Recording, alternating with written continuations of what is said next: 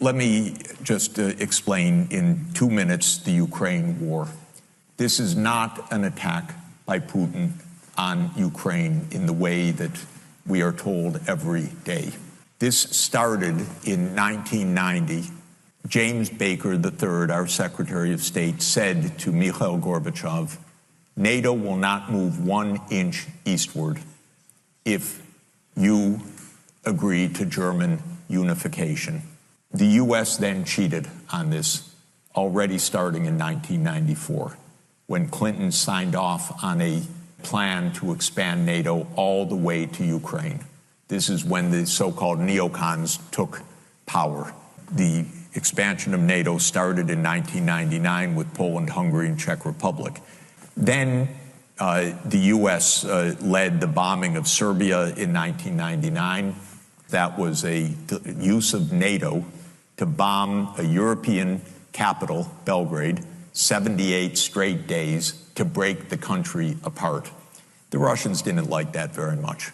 But even Putin started out pro-European, pro-American, actually asked maybe we should join NATO when there was still the idea of some kind of mutually respectful relationship.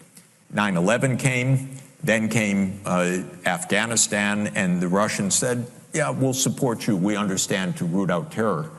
In 2002, the United States unilaterally walked out of the anti-ballistic missile treaty. What it did was trigger the U.S. putting in missile systems in Eastern Europe that Russia views as a dire, direct threat to national security by making possible a decapitation strike of missiles that are a few minutes away from Moscow. In 2004-05, we engaged in a soft regime change operation in Ukraine, the so-called first color revolution.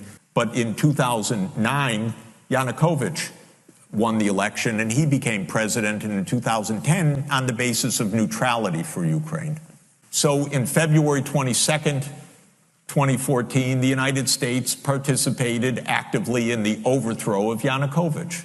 They intercepted a really ugly call between Victoria Nuland and the U.S. ambassador to Ukraine, Jeffrey Piat, who's a senior State Department official till today.